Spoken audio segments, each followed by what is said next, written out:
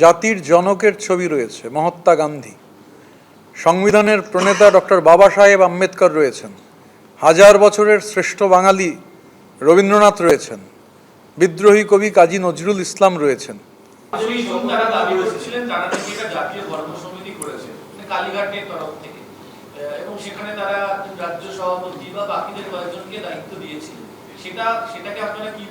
দেখুন, আইন কানুন মেনে তো সব করতে হয়। আর যার নাম ধরুন ঘোষণা হচ্ছে, যার নাম ঘোষণা হচ্ছে বিভিন্ন জায়গায়, মানে যাদের নাম ঘোষণা হচ্ছে তারা তার আগেই অন্যত্র চলে যাচ্ছেন, পরের দিন সকালবেলা রেজিগনেশন দিচ্ছেন। এর মধ্যেও একজন সো কল্ড জাতীয় কর্ম সমিতির বলে যেটাকে বলা হচ্ছে, তার একজন গুরুত্বপূর্ণ সদস্য রেজিগনেশন দিয়েছেন, কালকে বিধানসভায় তিনি আসবেন।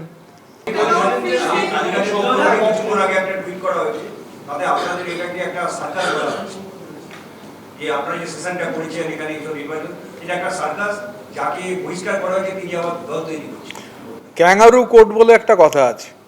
এখন ক্যাঙ্গারু কোর্টে তো সার্কাস হচ্ছে না হচ্ছে ভোজবাজি হচ্ছে, এগুলো ক্যাঙ্গারু কোর্ট ঠিক করবে না।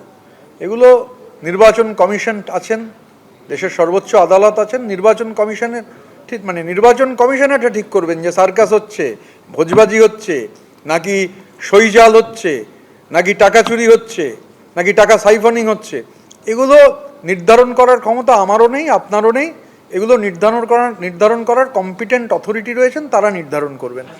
সৌরভ বসু তিনি একজন ব্যক্তি, তিনি কার ছেলে কার নাতি এগুলো গুরুত্বপূর্ণ নয়। তিনি কলকাতা পৌরসভার একজন গুরুত্বপূর্ণ কাউন্সিলর, জনপ্রিয় কাউন্সিলর। তিনি আজকে আমাদের সঙ্গে উপস্থিত ছিলেন এবং নিশ্চিতভাবে আগামী দিনের যে লড়াইয়ের কথা অরূপদা বললেন, সেই লড়াইয়ে সৌরভও গুরুত্বপূর্ণ ভূমিকা পালন করবে। কে অভিষেক? যাকে লোকে চোরপিটুনি দিয়েছে। তো কোন অভিষেকের কথা বলা হচ্ছে বুঝতে পারছিলাম না, তারপর বুঝলাম চার্টার্ড অভিষেক।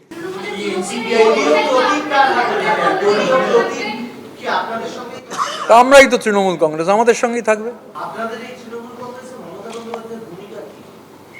আমি তো এর ক্যাটেগরিক্যালি আমরা বলেছি, আমরা এর আগেও পরিষদীয় দল বলেছি যে উনি প্রধান পরামর্শদাতা হিসেবে আমাদের যদি পরামর্শ দিতে চান, আমরা ওনাকে স্বাগত জানাবো।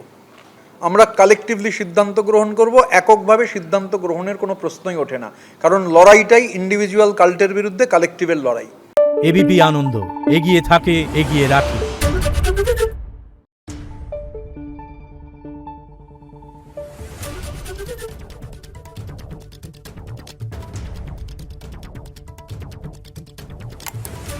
Thank you.